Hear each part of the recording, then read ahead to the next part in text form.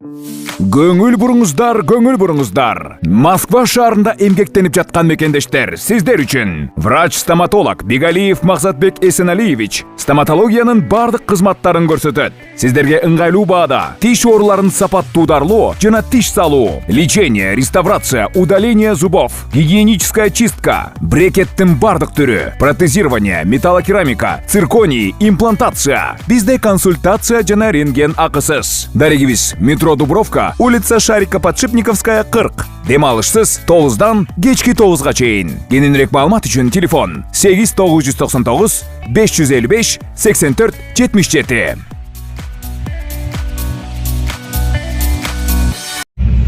Мекендештер, салам алейкум. Жакшы жаңылык, Кудай буйруса, жана Сахарова многофункциональный центрде дактилоскопия өтө турчу жерде кыргыз мекендештери үчүн, кыргыз жарандары үчүн өзүнчө кирүү ачылды.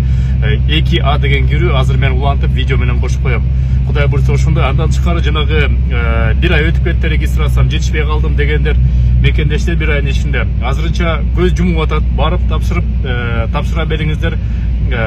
Унчукпай эле кабыл алып атышат. Ошон үчүн көз жумуп атканда барып дактилоскопияны баарыңар өтүп коюңуздар.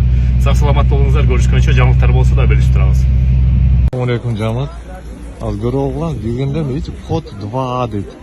Но ушчерге киргенде эти бул специально для ЕАЭС Кыргызстан, Казакстан деп турат.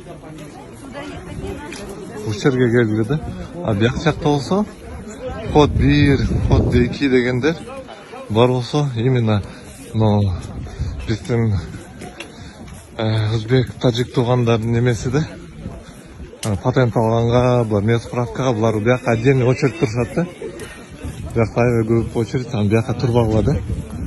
Сразу түзеле бияка өтүп туруп, мындан өтүп туруп, анан 2Ага киресиңер. Эчтеке очередь жок. Бияк болсо башкача. Бияка вообще страшный очередь, так что биле алла.